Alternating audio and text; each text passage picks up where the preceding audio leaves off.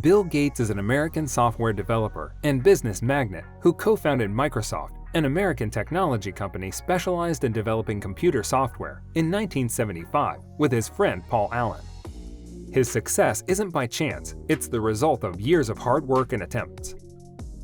And in today's video, we will be talking about the journey of Bill Gates from a self-made millionaire to Microsoft and pandemic COVID fighter. Without further ado, let's begin.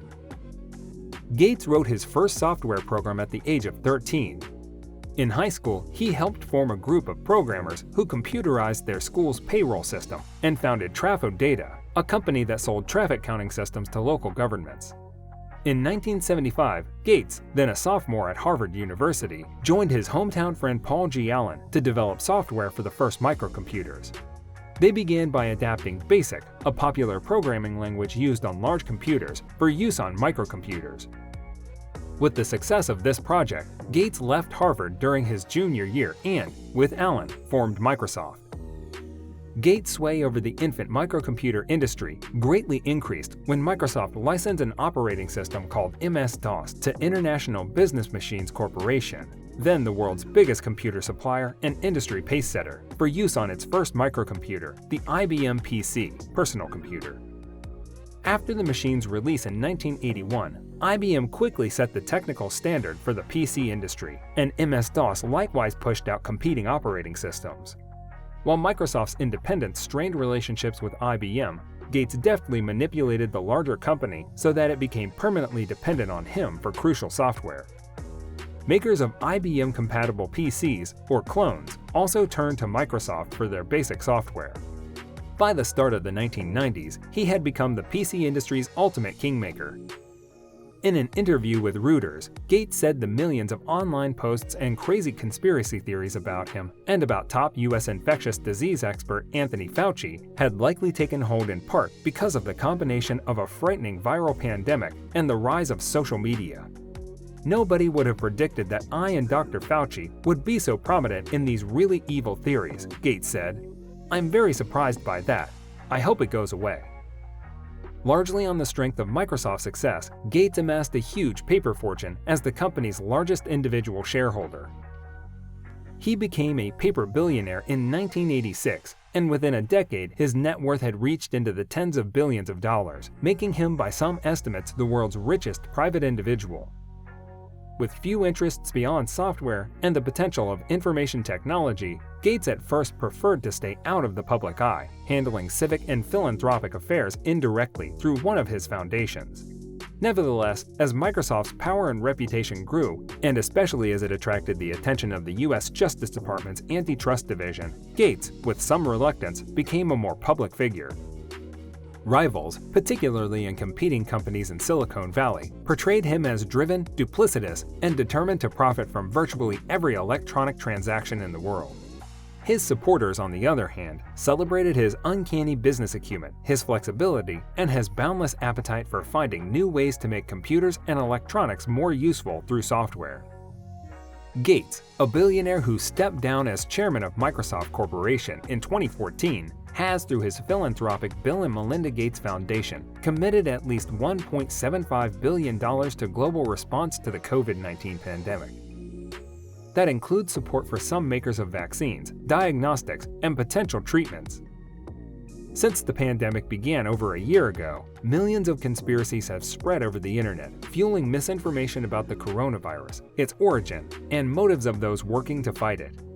They include claims that Fauci and Gates created the pandemic to try and control people, that they want to profit from the virus's spread, and that they want to use vaccines to insert trackable microchips into people.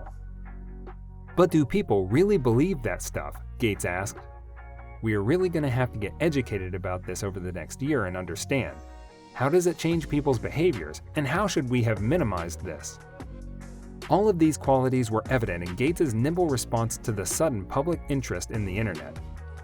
Beginning in 1995 and 1996, Gates feverishly refocused Microsoft on the development of consumer and enterprise software solutions for the internet. developed the Windows CE operating platform for networking non-computer devices such as home television and personal digital assistants, created the Microsoft network to compete with America Online and other internet providers, and, through Gates' company Corbis, acquired the huge Bettman photo archives and other collections for use in electronic distribution. In addition to his works at Microsoft, Gates was also known for his charitable work. With his then-wife, Melinda, he launched the William H. Gates Foundation, renamed the Bill and Melinda Gates Foundation in 1999, in 1994 to fund global health programs as well as projects in the Pacific Northwest. During the latter part of the 1990s, the couple also funded North American libraries through the Gates Library Foundation, renamed Gates Learning Foundation in 1999, and raised money for minority study grants through the Gates Millennium Scholarship Program. In June 2006, Warren Buffett announced an ongoing gift to the foundation, which would allow its assets to total roughly $60 billion in the next 20 years. At the beginning of the 21st century, the foundation continued to focus on global health and global development, as well as community and education causes in the United States. After a short transition period, Gates relinquished day-to-day oversight of Microsoft in June 2008. Although he remained chairman of the board, in order to devote more time to the Bill and Melinda Gates Foundation. In February 2014, he stepped down as chairman, but continued to serve as the board member until 2020. During this time, he was awarded the Presidential Medal of Freedom 2016.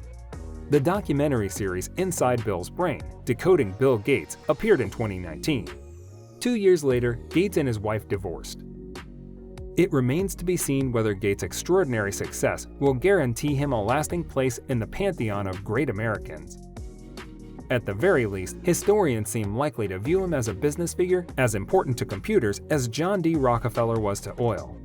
Gates himself displayed an acute awareness of the perils of prosperity in his 1995 bestseller, The Road Ahead, where he observed success as a lousy teacher. It seduces smart people into thinking they can't lose. One of the questions I get asked the most these days is when the world will be able to go back to the way things were in December, before the coronavirus pandemic.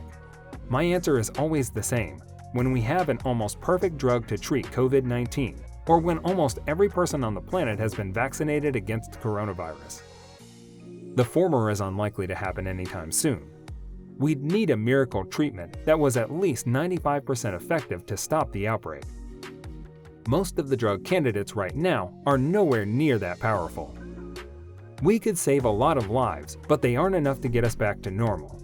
Which leaves us with a vaccine. Humankind has never had a more urgent task than creating broad immunity for coronavirus.